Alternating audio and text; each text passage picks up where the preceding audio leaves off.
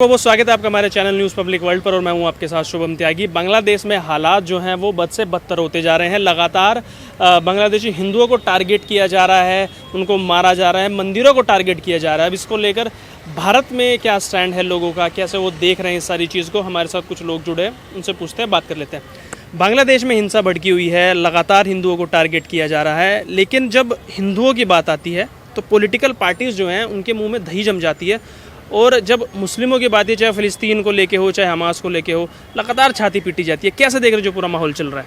सबसे पहला बात है पत्रकार महोदय कि बांग्लादेश में आखिर ऐसा हो क्यों रहा है।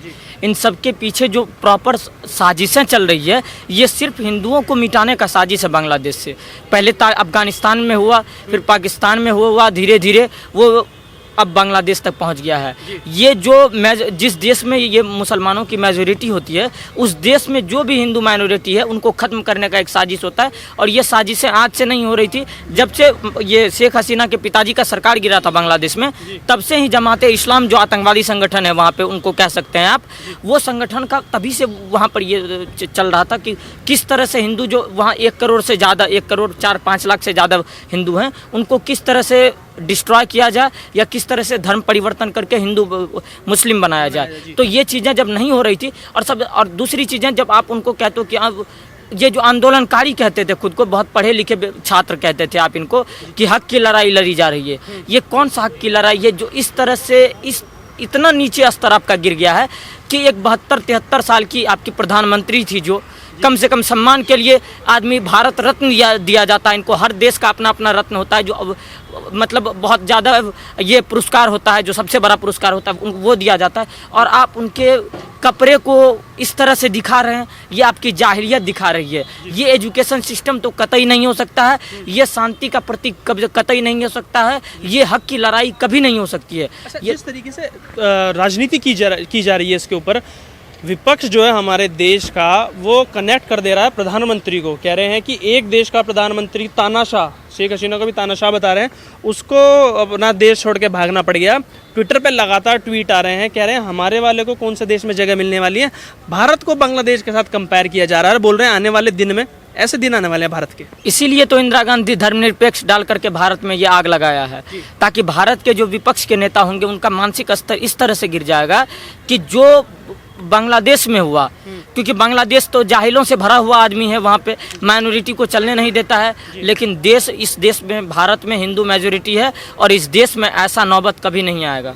इस देश में तो ऐसा नौबत जब 1975 में नहीं आया, जब नौबत, ये जो कह रहे हैं ना कि इस देश में ऐसा नौबत ना आएगा, ये इनकी गलत फहमी है। 2 साल पहले, साल भर पहले हमने देखा था, लाल किले में कुछ लोग घुस गए थे और वहाँ पे इंडियन फ्लैग के ऊपर उन लोग अपने धर्म का झंडा फहरा दिए थे। सदन के अंदर में वो छात्र अपने आप को छात्र कहते थे, और वहाँ पे गैस और ये सब बम फोड़ रहे थे। तो प्रॉब्लम यहाँ पे ये है ना कि ऑपोजिशन वाले लोग बोल रहे थे कि वो छात्र हैं, और बांग्लादेश में भी सेम वही हाल है कि वो कह रहे हैं कि वो छात्र है। वो देखिए रिजर्वेशन का मुद्दा से कहाँ से कहाँ आ गए, वो हिंदू को मार रहे हैं वहाँ पे। नहीं, लेकिन उन्हें रिजर्वेशन, उनको ये नहीं पता, देश में बहुत ऐसे लोग हैं जिन्हें ये नहीं पता मुद्दा क्या है। उन्हें प्रधानमंत्री को घेरना है, प्रधानमंत्री के लिए बोल रहे हैं कि वो भी तानाशाह हैं, वो भी उसी लाइन पे चल रहे हैं। और एक जो बड़ी सिंगर बताती है खुद को, नेहा सिंह राठौड़, वो तो ये बोल रही हैं कि अपनी पाप की बाल्टी तुम्हारी भर चुकी है, तुम कहाँ लेके जाओगे उस पार्टी को। बात है कि देखिए कौन क्या बोल रहा है ना। आज देखिए सलमान खुर्शीद खुद बोल रहे हैं कांग्रेस की, कि भाई यहाँ पे भी वैसे हालात हो सकते हैं। तो ये मेरे को लगता है ना, कांग्रेस की जो स्क्रिप्ट है ना, ये इसको लीक कर रहे हैं। आपको एक बात भाई ने अच्छी बताई कि जहाँ पे भी मुसलमान मेजोरिटी में होते हैं वो गला काटने का काम करते हैं, और जहाँ माइनॉरिटी में होते हैं वो वहाँ पे भाई भाई करेंगे। एक चीज़ आपको पता होगा, सूरह तौबा सूरह 9 आयत 5 में लिखा हुआ है, जहाँ भी काफिर को देखो मार दो। तो यही चीज़, सेम चीज़ बांग्लादेश में भी हो रहा है। मतलब आज जैसे राहुल गांधी या कोई भी बड़ी विपक्ष की बड़ी पार्टियां जो ट्वीट करती थी, जो कहती थी कि ऑल आइज ऑन रफा, जो अभी कुछ दिन पहले ट्वीट कर रहा था, ये सब हो रहा था, और बॉलीवुड के पूरे गीदड़ भक्त सारे ने ट्वीट किया, कह रहे थे ह्यूमैनिटी होनी चाहिए। आज कहाँ उनका ह्यूमैनिटी है भाई, जब हिंदू वहाँ मर रहे हैं? कुछ भी नहीं है ये सब। और इस देश में देखिए, इस देश में ऐसा नहीं है कि ये नहीं हो सकता। इस देश में बात है क्या कि हाँ वहाँ पे जो मिलिट्री थी उनके साथ में आ गई थी, मगर 1975 में जब इमरजेंसी यहाँ लगी थी, मिलिट्री को बोला गया कि आप इसको कमान टेक ओवर करो, तो मिलिट्री ने साफ मना कर दिया था। हमारी मिलिट्री वैसी नहीं है, हमारे को गर्व है उस चीज़ पे। तख्ता पलट होना, ये सब होना यहाँ पे तो देखिए खैर, मगर यहाँ पे डर है क्या अपोजिशन से, कुछ ऐसे दोगले हिंदुओं से, और सबसे बड़ी बात यहाँ पे जो सेकुलर जो अपने आप को कहते हैं ना, और मुसलमानों से यहाँ पे बिल्कुल डर है। अच्छा सर ने जिस तरीके से पॉलिटिकल पार्टीज़ की बात की, तो इसमें कुछ तथाकथित मीडिया चैनल भी आ गए हैं। अब तो एक बड़ा प्रतिष्ठित चैनल है, टीवी चैनल है, सैटेलाइट चैनल है, उस पर एक वरिष्ठ सीनियर जर्नलिस्ट कहते हैं कि वो बांग्लादेशी हिंदू है, उनसे भारत वालों को मोह छोड़ देना चाहिए, उन्हें सिर्फ बांग्लादेशी हिंदुओं की नज़र से देखो, इतना भावुक होने की कोई ज़रूरत नहीं। तो उस चैनल वाले से ये क्यों नहीं पूछे कि फिर रफ़ाह में मरने वाला कौन था? उस चैनल वाला का मौसा था क्या? रफ़ा में मरने वाला कौन था? फिर क्यों सुबह नाश्ते से लेकर के रात के डिनर तक all eyes on Rafah, all eyes on Rafah, बड़े बड़े सेलिब्रिटी जिनको आप कहते हैं, जिनको इस देश का युवा 50-50 मिलियन फॉलोवर दे करके बैठा हुआ है, उनके लिए इस देश का युवा ये डिसाइड करने लगता है कि गदर चलेगा, बॉर्डर चलेगा, या कौन सा मूवी चलेगा, तो वो सारे सेलिब्रिटीज़ कहाँ? और आज ये हिंदू जो है ना सर, ये हिंदुओं का ऐसा स्थिति हुआ है, ये हिंदू भागने में उसेन बोल्ट को भी पीछे छोड़ चुका है। आप देख लो, अफगानिस्तान से लेकर के, पाकिस्तान से लेकर के श्रीलंका और बांग्लादेश में इतने स्पीड से हिंदू भाग रहे हैं, पता नहीं चल रहा है कि भारत से भाग करके ये लगता है हिंद महासागर में डुबकी लगाने वाले हैं। हमको तो ऐसा ही समझ में आता है। आज हम हिंदुओं के लिए एक मैसेज देना चाहते हैं कि भाई देख लो, जो तुम कह रहे हो कि नहीं हमें अमन चैन शांति बना करके रखना है, हम सुबह 10 से लेकर के शाम के 6 बजे तक जॉब कर रहे हैं, उसके ज़्यादा ओवर टाइम जॉब करके हम घर बंगला और महल बनवा लेंगे। आपको बता देते हैं कि घर बंगला और महल लिट्टन दास का भी बना हुआ है, सिंगर अमन का भी बना हुआ था बांग्लादेश में, और सारे में आग लगाए जा रहे हैं। देख लो उनकी क्या स्थिति है। तो ये जो लगता है ना कि तुम्हें यहाँ रोजी रोटी चलना है, कि घर मकान बनाना है, बड़े बड़े बंगले बनाने, सब में आग लगाया जा रहा है जिहादियों के द्वारा। अगर आप देख लोगे कि आप अगर दम में नहीं रहोगे, मजबूती से नहीं रहोगे, एकता के साथ नहीं रहोगे, अपने दम पर नहीं रहोगे, तो आज देख लो। और हम भारत सरकार से अपील करना चाहेंगे कि भारत सरकार जल्द से जल्द, आज प्रधानमंत्री का गठन यूनुस का सरकार बनना है वहाँ पे, जैसे यूनुस का सरकार बने उनसे बातचीत करके हिंदुओं को संरक्षण देने का काम करे बांग्लादेश में। और अगर ऐसा नहीं होता है तो बांग्लादेश में के बजट में हमारा शेयर मार्केट का जितना हिस्सा था, हम जितना डोनेशन दिए थे पिछले 3-4 सालों में, सारा उनसे वापस ले, ब्याज के समेत, और बांग्लादेश से सारा रिश्ता तोड़े। क्योंकि अगर हिंदुओं को, वहाँ के हिंदुओं को भारत सरकार संरक्षण नहीं दे पाएगी तो शेख हसीना को उठा करके भारत में रखने का कोई ज़रूरी नहीं है। 57 मुसलमान देश है। ये जो कहते थे कि हम सिर्फ अल्लाह से डरते हैं, अल्लाह के सामने झुकते हैं, हम तो काफिर मानते हैं, काफिर का गला काटेंगे, आज काफिर के देशों में शरण लेने की क्या नौबत आ गई है? क्यों काफिर के देश में, क्यों 57 मुस्लिम देश उनको लेने के लिए नहीं है? आज क्यों काफिर के देश में शरण ले रही है? लंदन जैसे, जो उनका लंदन में, पेरिस, फ्रांस में वीज़ा रद्द कर दिया जाता है, जो इनके लिए स्पेशल डिनर रखती है शेख हसीना के लिए, आज रहने के लिए 10 दिन का मोहलत नहीं दे रही है। हम क्यों रखें शेख हसीना से? अब क्या है हमें लोभ? अगर शेख हसीना की जनता वहाँ की ऐसा स्थिति कर रही है तो शेख हसीना से हमें भी कोई लोभ नहीं है। शेख हसीना को उखाड़ करके बाहर फेंकिए भारत से।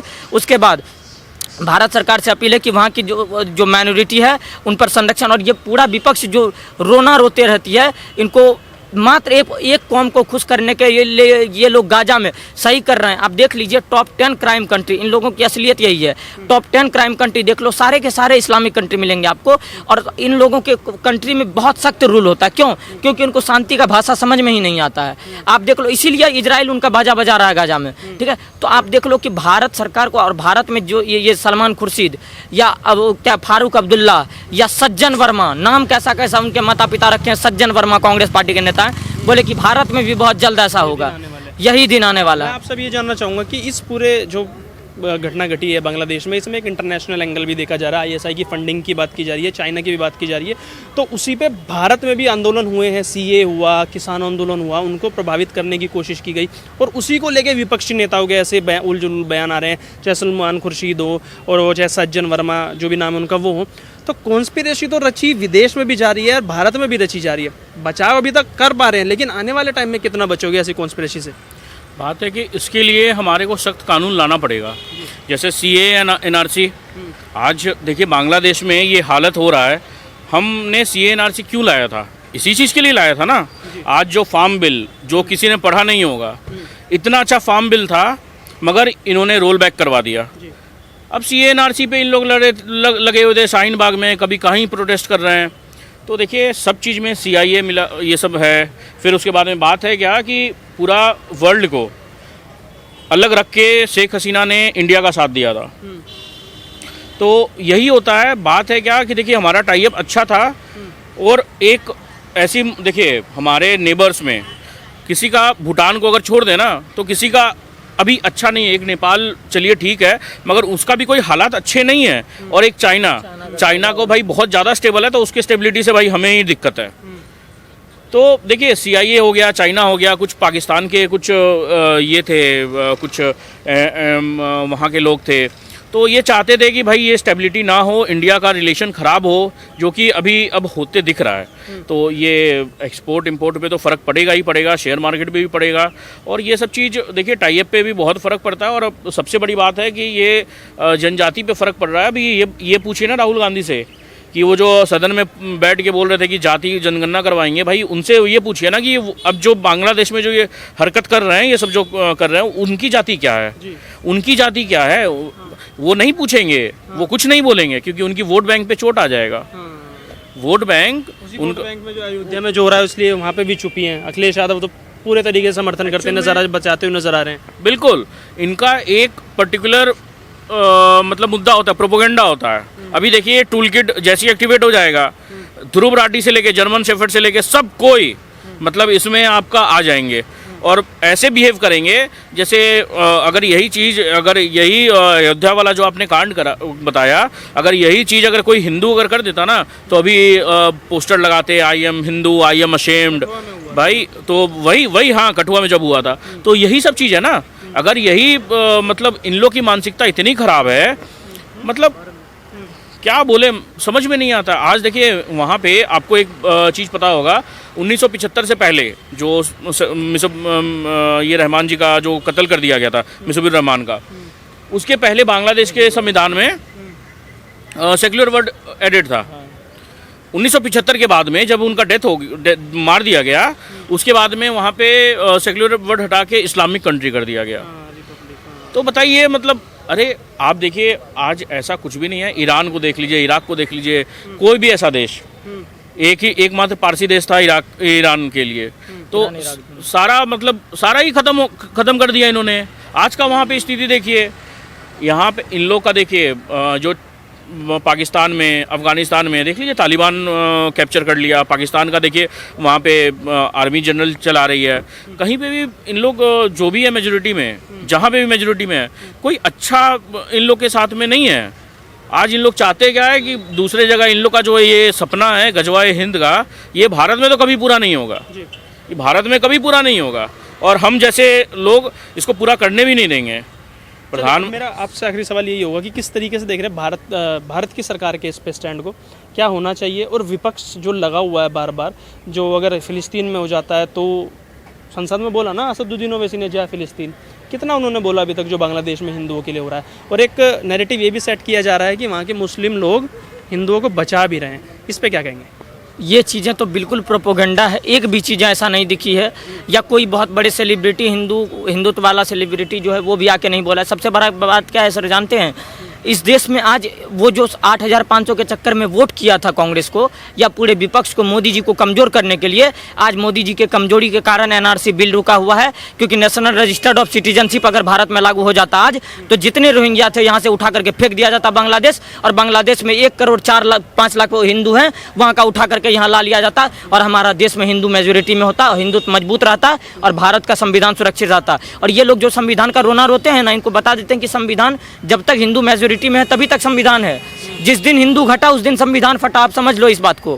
क्योंकि जहाँ पे हिंदू धर्मनिरपेक्ष तो बांग्लादेश में भी है, फिर बांग्लादेश में सिर्फ हिंदू क्यों मारे जा रहे हैं, मुसलमान क्यों नहीं मारे जा रहे हैं? इसका एक ही रीजन है, ये धर्मनिरपेक्षता का मतलब ही इस्लामिक कंट्री, आप ये समझ लो। ये लोग एक मैनिपुलेशन वाला काम करने का काम करते हैं, और आज देश के हिंदुओं को जगना चाहिए। अगर आज नहीं जगेगा तो बांग्लादेश वाला चीज़ जैसे विपक्ष वाले नेता बोल रहे हैं, जैसे उकसाने का, आग लगाने का काम कर रहे हैं, बहुत जल्द भारत में भी ये देखने को मिलेगी। लेकिन हम भारत सरकार से यही अपील करेंगे कि देखिए, गौर करिए, सीए सिटीजनशिप अमेंडमेंट एक्ट आप एक्टिव कर चुके हैं, लागू कर चुके हैं। एनआरसी पे देखिए, संशोधन करिए, कौन इस देश का नागरिक है, नहीं है, जो नहीं है उसको उखाड़ फेंकिए। और अगर आप एक्शन नहीं लेंगे तो इस देश का हिंदूवादी संगठन, इस देश का हिंदूवादी युवा रोहिंग्याओं के साथ वही करेगा जो बांग्लादेश में हिंदू भाइयों के साथ हो रहा है। हम लोग बिल्कुल तैयार हैं इस बात के लिए।